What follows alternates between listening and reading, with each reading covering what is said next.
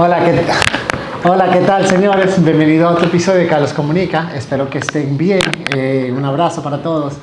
Mira, en el día de hoy yo voy a empezar como una serie porque yo me di cuenta que en estos días, hace como 3 o 4 días, a ver, puede ser hace como una semana realmente, porque en esta semana yo he estado full de trabajo y a veces el tiempo pasa, vuela y uno no se da cuenta. Yo creo que eso fue la semana pasada.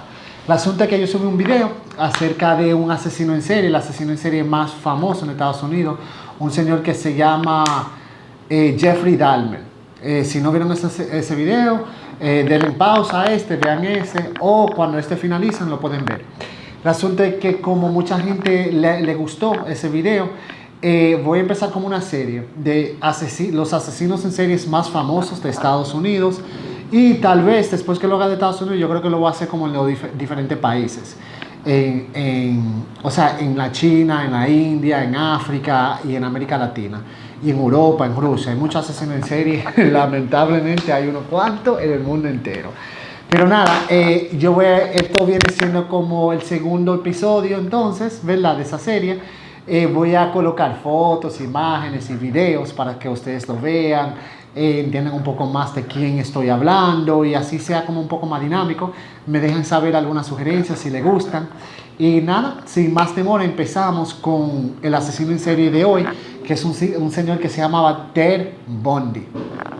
Ted Bundy ha sido uno de los asesinos en serie más sádicos de Estados Unidos. O sea, él estaba activo, para decirlo de una manera, en mediados de los años 70, ¿verdad? Hasta los años 80. Lo que daba tanto miedo a este señor, muy parecido al caso de Jeffrey Dahmer, que era un joven americano de aspecto, ¿cuál será la palabra? Como que no peligroso, o sea, de un aspecto muy sano, muy humilde, muy honesto. O sea, el que lo ve hubiera pensado que era una persona sana. O sea, y por eso que él, bueno, por eso y otras cosas más, él logró despistar mucho a la policía y como que nadie sospechaba de él. Ted Bundy es un señor que tuvo una juventud, no podemos decir que fue tan difícil, pero no fue tan fácil tampoco. O sea, básicamente nunca conoció su papá biológico. Fue criado los primeros años básicamente por su abuelo y su abuela. De hecho, se dice que en su juventud, o sea, vamos a decir como que su infancia, ¿verdad? Como hasta los 4 o 5 años, él pensaba que realmente sus padres eran sus abuelos y que su mamá era como su hermana mayor, porque eran los que más lo cuidaba. O sea, los abuelos eran los que más lo cuidaba, pero eventualmente tuvieron que mudarse de allá porque el abuelo era muy abusivo y golpeaba tanto a la abuela como a la mamá de él.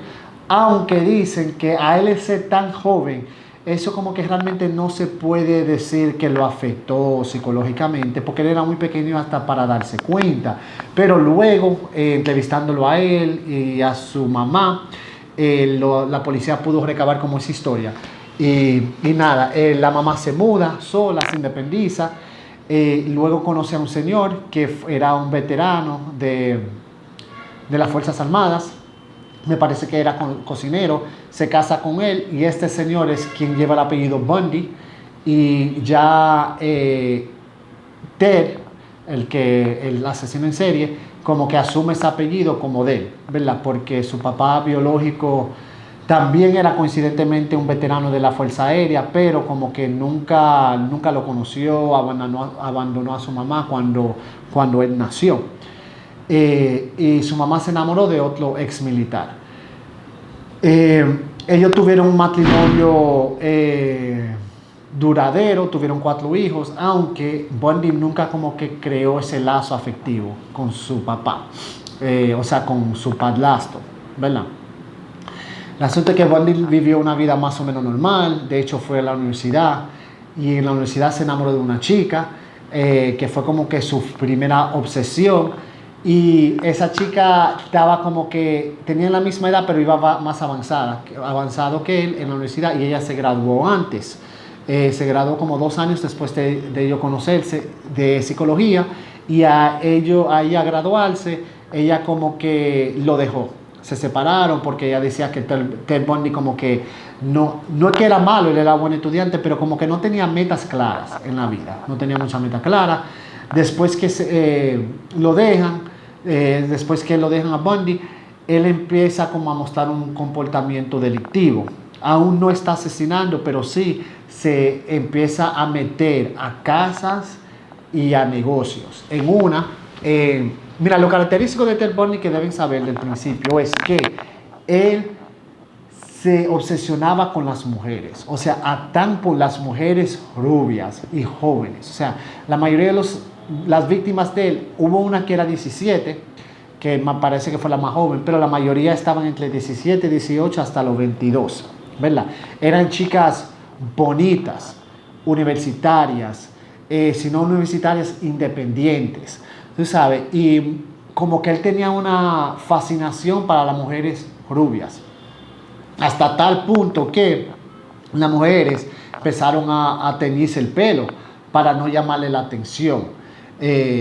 Porque como que ya sabía como que ese era el perfil de él. El asunto es que él empieza metiéndose en casas, en negocios, y él se mete en un dormitorio universitario, y la primera víctima de él, lo que se mete a su dormitorio, la golpea en la cabeza con una plancha de hierro y la viola. Pero no la viola de manera, o sea, no es que tienen interacción sexual, aunque no sé si hubo un momento, lo más seguro que él sí la penetró, pero más bien él la viola con la pata de una cama, con las paticas de la cama, se la penetró con eso. O sea, ya estaba mostrando como un comportamiento muy sádico.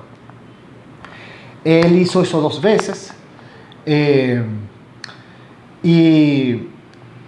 Deja ver, esto fue en el 73, ¿verdad? 73, 74. En el 74 él se vuelve a reencontrar con la novia que tenía en la universidad. Ellos duraron el verano, el invierno de ese año, y de repente Ted Bundy como que la abandona. Y se va, y ella nunca vuelve a saber de él, hasta obviamente años más tarde, donde sale la prensa y todo lo demás, y él es identificado como el asesino en serie.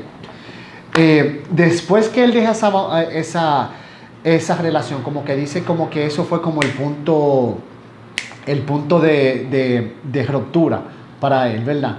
Porque a partir de ese momento es que él empieza a asesinar, pero de manera descontrolada. En el año 74 solamente se han identificado 8 víctimas, o sea, en ese solo año.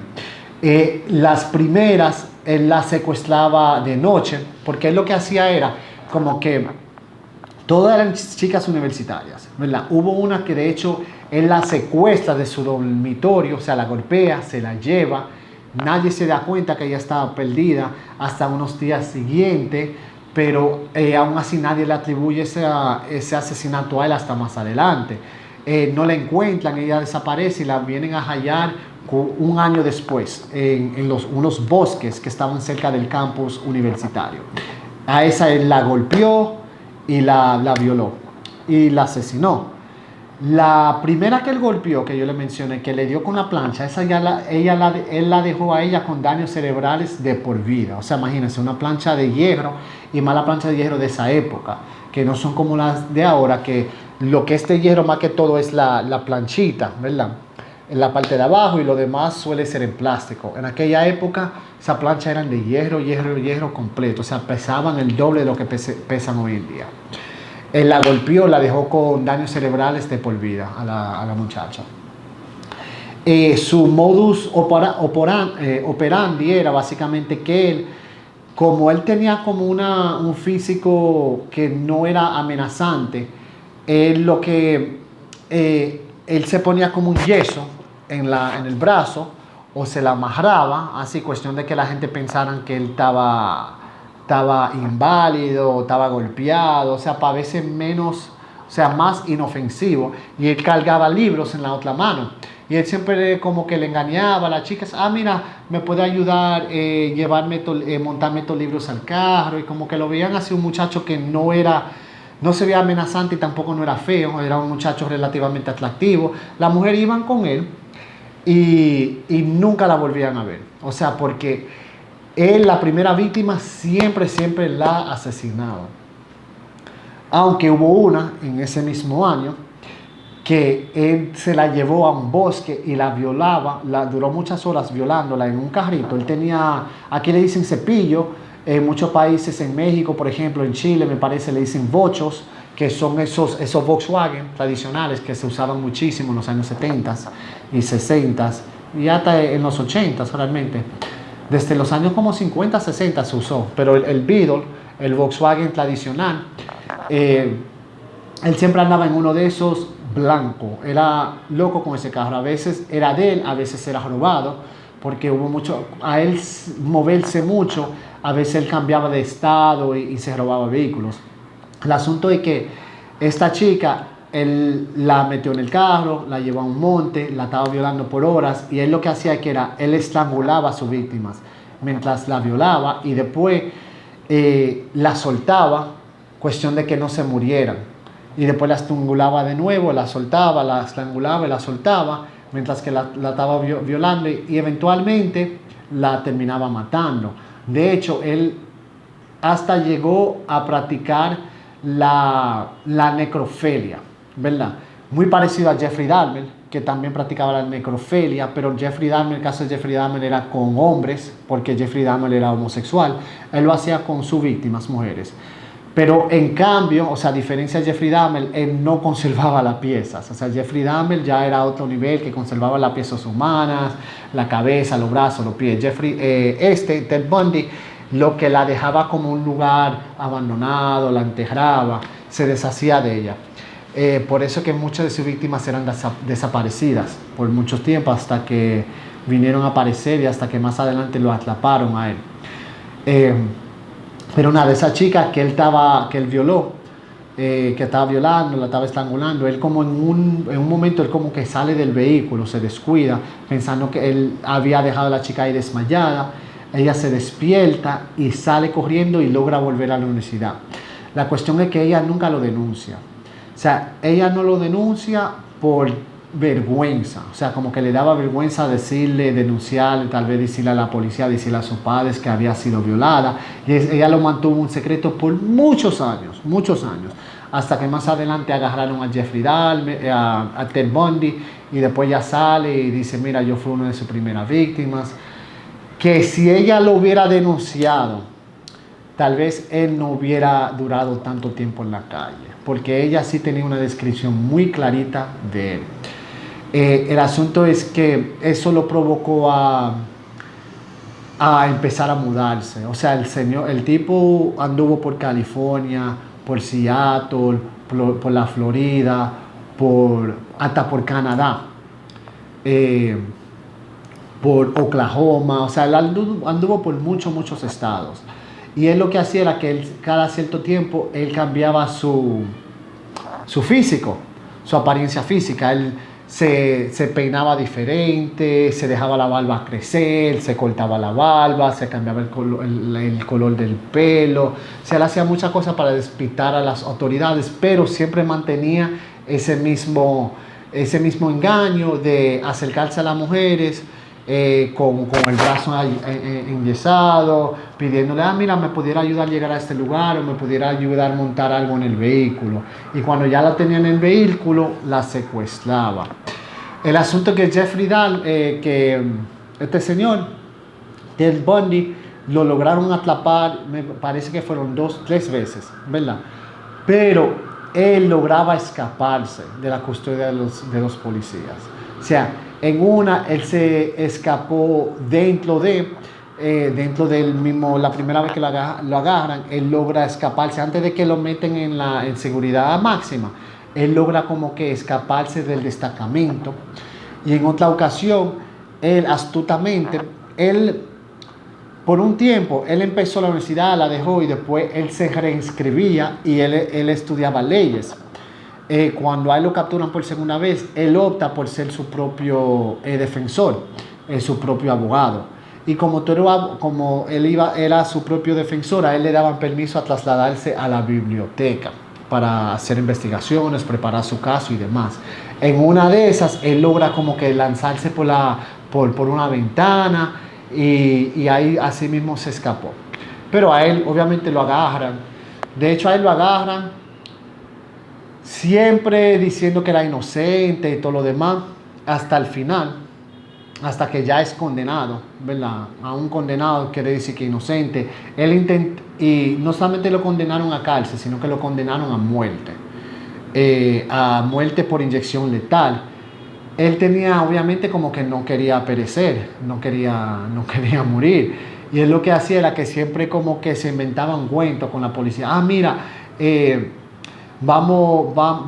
si me quitan la condena de muerte, yo le puedo decir cuáles son las víctimas, dónde están enterradas, porque muchas víctimas todavía no habían aparecido.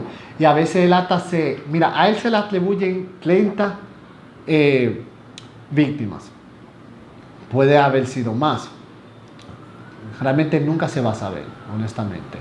Pero él siempre a veces decía que eran más para como que ir comprando tiempo, ir negociando con la policía. Mira, yo te puedo dar más información y esto y aquello.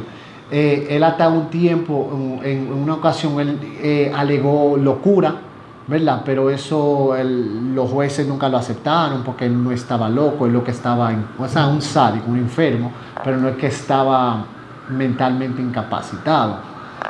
Y incluso ninguna de las víctimas, él siempre decía, mira, quíteme la condena y yo le voy a decir dónde están los cuerpos. Y ni los familiares de las víctimas se ponían de acuerdo con él, o sea, estaban de acuerdo. Decían, no, yo prefiero que te maten, que tú como que te escape de esta condena, ¿verdad?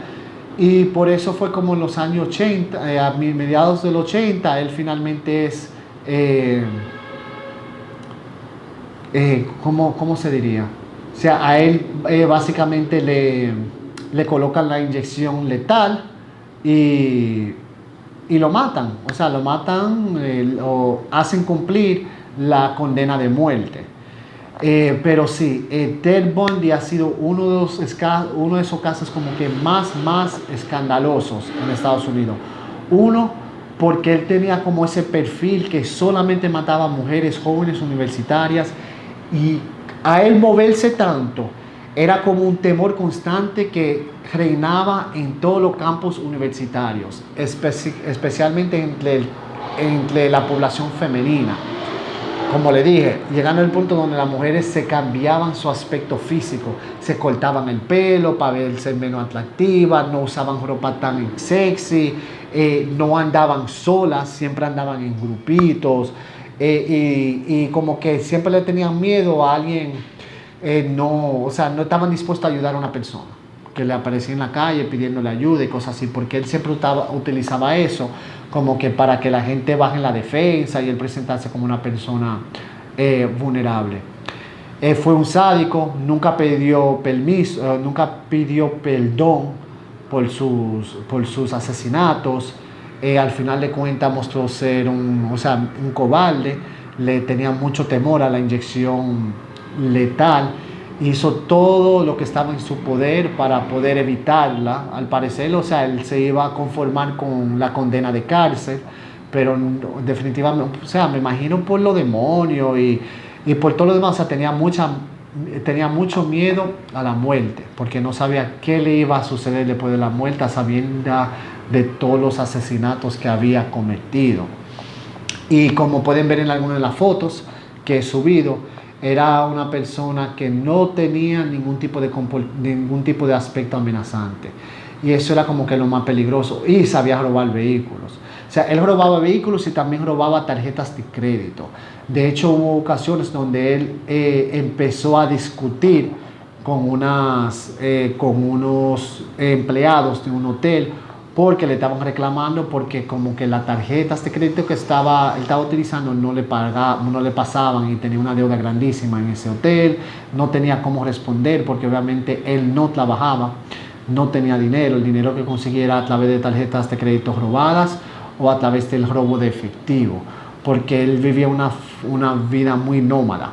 Para evitar ser atrapado, él estuvo obligado a moverse mucho. Lo que sí, pero nunca cambió su comportamiento. Siempre era la misma forma de atrapar a las mujeres y siempre andaba en el mismo vehículo. No el mismo como tal, pero siempre andaba en ese modelo de carro, ya que muchas amigas de las víctimas siempre decían, no, nosotros lo vimos, o sea, eran ellas que daban el testimonio, decían, no, la última vez que yo vi a mi amiga es porque ella se fue con un señor así, con un brazo enyesado, y ella fue a ayudarlo a montarlo en el carro, o a veces él le pedía, él se le acercaba a la mujer y decía, mira, quiere que te encamine, si la veía caminando, mira, ¿hacia dónde tú vas? No, yo voy a ir cerca, mira, tranquila, yo te llevo.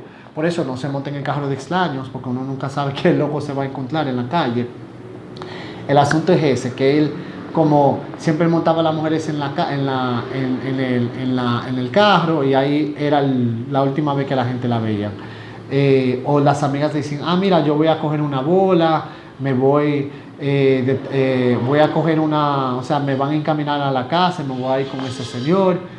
Y las amigas lo veían, pero nunca se imaginaban que ese señor iba a ser un asesino en serie. Pero sí, o sea, nunca cambió eso. De hecho, uno de los carros que él más utilizaba era uno color blanco y lo tienen en un museo. Voy a ver si les subo una foto ahora para que lo vean. Lo tienen en un museo, lo que no recuerdo en qué estado está el museo. Que no deberían tener un museo esas personas. Esas son gente que hasta cierto punto deberían quedar más, o sea, como en el olvido, o relatar sus historias de manera de crear conciencia para que las personas estén más atentas a los individuos que se le acerquen en la calle. Porque eso es lo más temeroso de todo esto, que realmente los asesinos en serie parecen gente común, y para colmo, no solamente comunes, pero parecen gente decente y inofensivos. O sea, eso es lo que más miedo da. Pero nada, esta ha sido la historia de Ted Bundy, un asesino de mujeres, asesino, violador y también necrófilo, porque también él practicaba la necrofilia con sus víctimas. Y espero que les hayan gustado. Si tienen algún tipo, si quieren escuchar una historia de algún asesino en serie en específico, déjenmelo saber, déjenmelo en comentarios para yo poder hacer una investigación más o menos exhaustiva y presentarles recursos ya audiovisuales, videos y fotos, para que sea un poco más dinámico. Ya ustedes saben, espero que les haya gustado este video y para la próxima. Queden bien.